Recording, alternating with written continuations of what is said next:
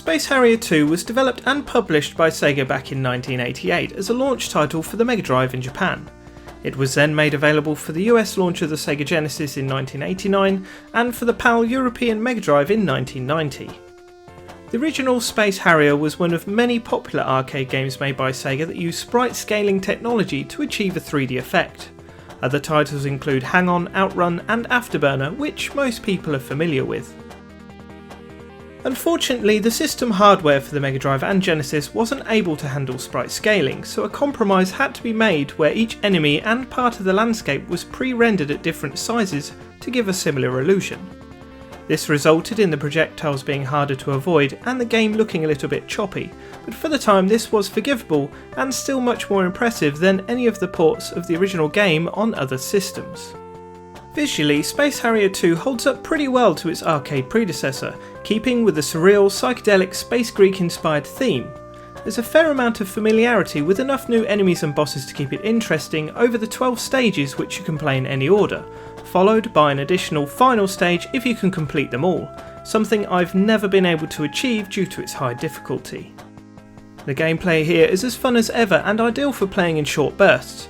Sega's original approach of creating arcade games for its home console wasn't quite as successful as they'd hoped, as most people wanted more longevity and value from their video games, a lesson they were quickly learning from their biggest competitor Nintendo, and which led them to eventually create Sonic the Hedgehog. In terms of audio, we're no longer welcomed to the Fantasy Zone, and the main theme tune is unfortunately absent. The game does boast some digitised speech, which was impressive for the time, and the new music is still pretty good. It's just that the original introduction and theme tune are so iconic. I would have loved to have seen that still in there. Over the years, Space Harrier hasn't quite received the same treatment from Sega as Afterburner and Outrun. Afterburner Climax and Outrun 2 are fantastic true 3D sequels, and I really wish they'd done something more with this other than just the odd tribute here and there in games like Bayonetta and the fairly uninspired 3D version that came as part of the Sega Classics collection on the PlayStation 2. Be sure to check out my review of that if you haven't seen it already. Overall, Space Harrier 2 is a good sequel and home console version of the classic arcade game.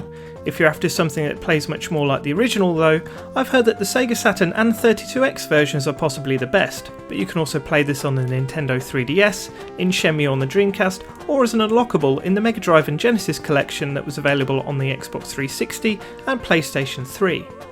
If you're a fan of Space Harrier, I'd recommend that you add this to your collection as it's fairly cheap to pick up and well worth a playthrough from time to time. Otherwise, if you're new to the series or just want to emulate the arcade, check out my other suggestions. If you have any fond memories of this game or the original Space Harrier, I'd love to hear about them in the comments below. If you enjoyed this video, please consider hitting the like button, subscribing and sharing it with your friends. And as always, thanks for watching, take care, and I'll see you in the next video.